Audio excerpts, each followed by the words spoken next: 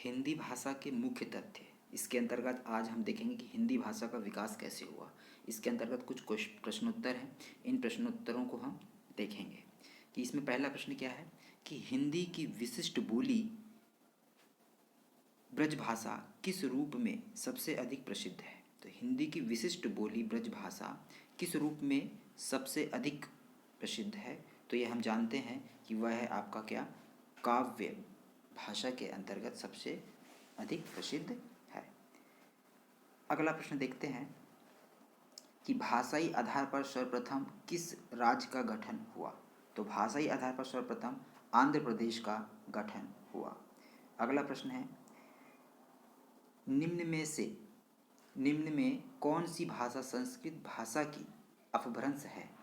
कौन सी भाषा संस्कृत भाषा की अपभ्रंश है वो हमको बताना है। तो इसमें जो राइट आंसर है वह आपका क्या हो जाएगा, सही आंसर हो जाएगा आपका क्या, पाली। यह आपका सही आंसर होगा। अगला प्रश्न है भारतीय संविधान में किस अनुच्छेदों में राजभाषा संबंधित प्रावधानों का उल्लेख है। तो यहाँ पर दिया गया है, तो कौन से अनुच्छेद में राजभाषा संबंधित प्रावधानों का उल्लेख है वह हमको बताना है। तो इसमें जो है वह है आपका राइट आंसर 343 351 तक, 343 से लेकर 351 तक यह राजभाषा से संबंधित प्रावधानों में इसका उल्लेख किया गया है। अगला प्रश्न है संविधान में अनुच्छेद 351 में किस विषय का वर्णन है। तो किस विषय का यहाँ वर्णन किया गया है। चार ऑप्शन आपके समक्ष हैं कि हिंदी के विकास के लिए निर्देश, उच्चतम न्यायालय की भाषा, संघ की भाषा, पत्राचार की भाषा। तो किसका यहाँ उल्लेख किया गया है। तो इसका जो राइट आंसर होगा वह होगा आपका क्या, हिंदी के विकास के लिए निर्देश। यह इसका राइट आंसर होगा। अगला प्रश्न है कि भारतीय संविधान की 8वीं अनुसूची में शामिल भाषाओं की संख्या है।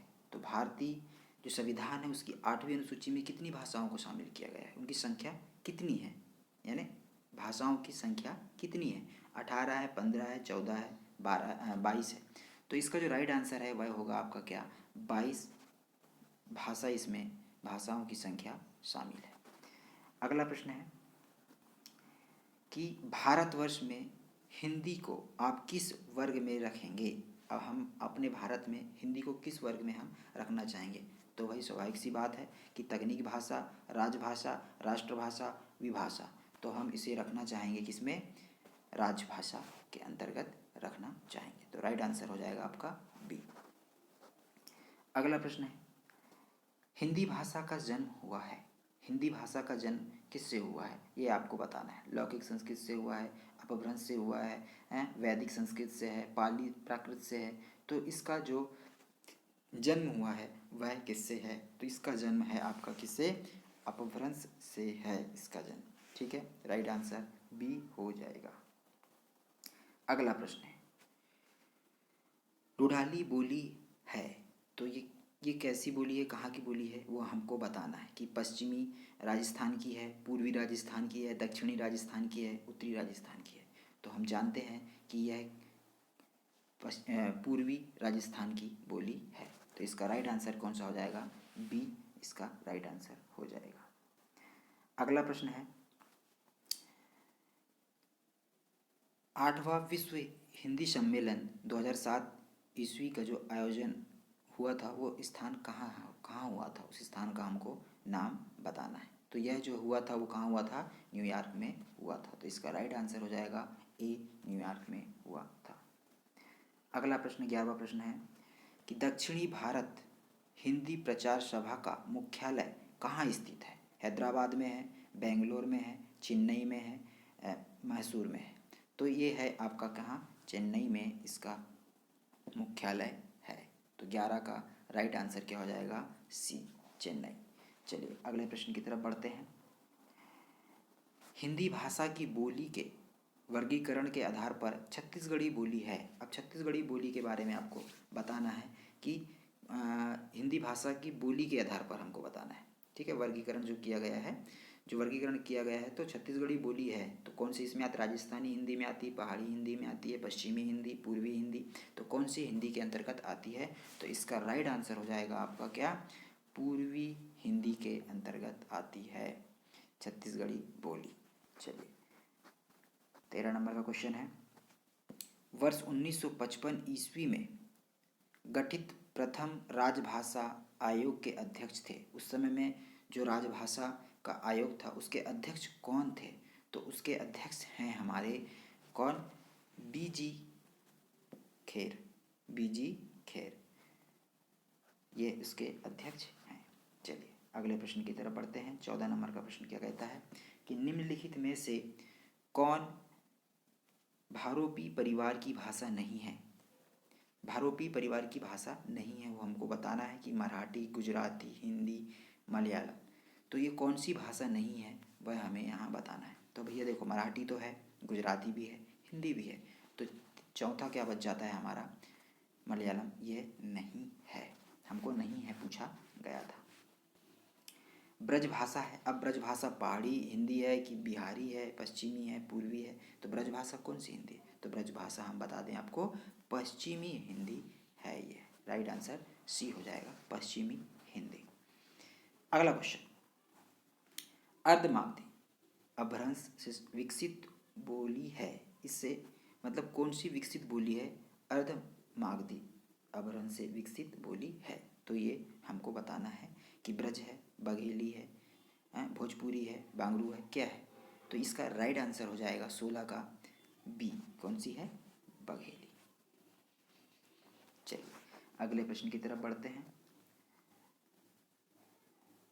ब्रज बोली नाम से जानी जाती है, कौन सी बोली जानी जाती है कि पुरानी बंगला, गुजराती, मराठी, पंजाबी, क्या जानी जाती है? तो इसका राइट आंसर है वह आपका क्या है?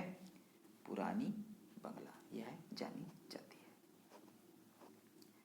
भारतवर्ष में हिंदी को आप किस वर्ग में रखेंगे? अब अभी ये क्वेश्चन हमने शायद किया था, किस वर्ग में हम रखेंगे? तो राजभाषा के अंतर्गत इसको हम रखेंगे। यहाँ पर क्वेश्चन आपका क्या हुआ? रिपीट हो गया है। चलिए अगले क्वेश्चन की तरफ बढ़ते हैं। भारत में सबसे अधिक बोले जाने वाली भाषा कौन सी है? सबसे अधिक जो बोली जाती है वो भाषा हिंदी ही एक ऐसी भाषा है जो सबसे अधिक बोली जाती है। तो राइट आंसर डी हो जाएगा। 20वां क्वेश्चन है कि विकास की दृष्टि से प्राकृत की पूर्वकालीन अवस्था का नाम है। विकास की दृष्टि से प्रकृति की पूर्वकालीन अवस्था का नाम है। हिंदी है, अवध है, संस्कृत है, पाली है, क्या है? तो यह हमको बताना है। तो इसका राइट आंसर हो जाएगा आपका क्या? डी। क्या हो जाएगा? डी, पाली है इसमें। ठीक है, चलिए अगले प्रश्न की तरफ बढ़ते हैं। बघेली बोली का संबंध किस उपभाषा से है? तो बघेली बोली का बिहारी से, राजस्थानी से, पूर्वी हिंदी से, पश्चिमी हिंदी से। तो बघेली बोली का संबंध किससे है? तो बघेली बोली का जो संबंध है वह आपका किससे है? पूर्वी हिंदी से है। चलिए अगले प्रश्न की तरफ बढ़ते हैं। हिंदी की आदि जननी है, तो यहाँ पर राइट आंसर तो लगा ही दिया गया है, संस्कृत को कहा जाता है। चलिए अगले प्रश्न की तरफ बढ़ते हैं। अधिकतर भारतीय भाषाओं का विकास किस लिपि से हुआ है? अधिकतर जो हम भारतीय भाषाओं का विकास करते हैं वो किस लिपि में हुआ है? शारदा लिपि, भैया तो है ही नहीं। कुटिल लिपि, इससे भी नहीं हुआ है, ब्राह्मी लिपि, तो ब्राह्मी लिपि हमें यहाँ पर क्या लग रहा है? राइट आंसर लग रहा है, तो हमको आगे पढ़ने की ज़रूरत ही नहीं है, ब्राह्मी लिपि से ही हुआ है।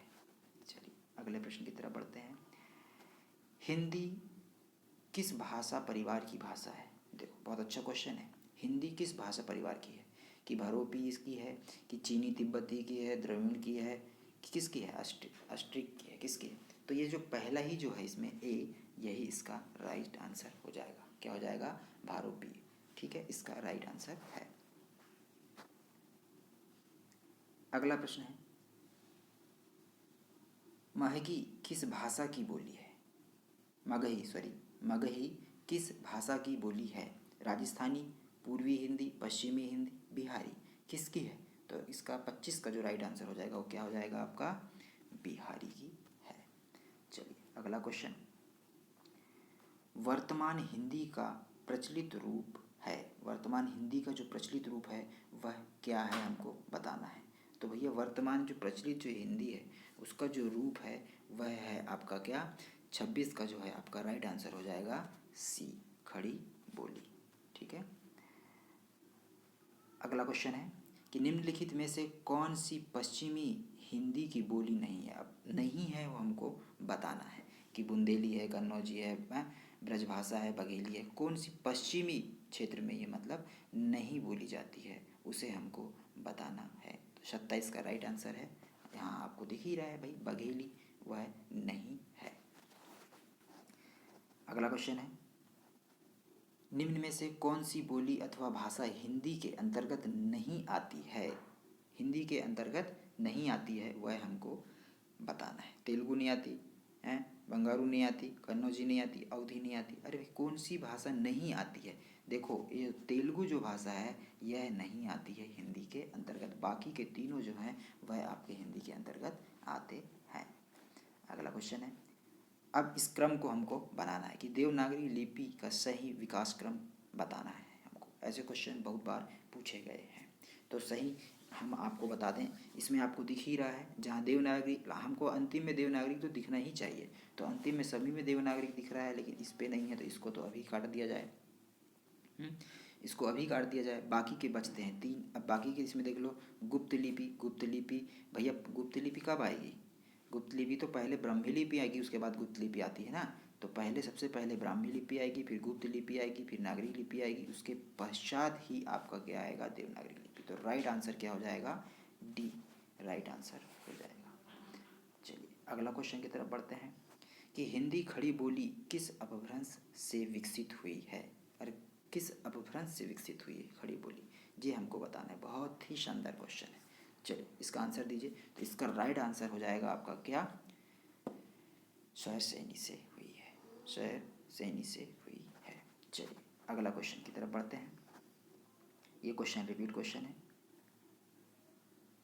इसका क्रम हमको बताना है कि हिंदी भाषा के विकास का सही अनुक्रम कौन सा है, सही अनुक्रम हमको बताना है। तो सबसे पहले इसमें हम देख लेंगे क्या कि 32वें क्वेश्चन को आप पढ़िए और इसका जो क्रम है वो हमको लगाना है। तो राइट आंसर क्या हो जाएगा इसमें, सबसे पहले पाली, प्राकृत, अपभ्रंश और हिंदी, ये इसका सही क्रम है। चलिए 33वां प्रश्न है आपका, पश्चिमी हिंदी की 2 बोलियों का सही युग्म है। अब इसमें 2 बोली जो हैं उनका हमको सही युग्म लगाना है, तो इसका राइट आंसर क्या हो जाएगा, 33 का बी राइट आंसर हो जाएगा, खड़ी बोली और बुंदेली। आज के लिए इतना ही, फिर मिलते हैं।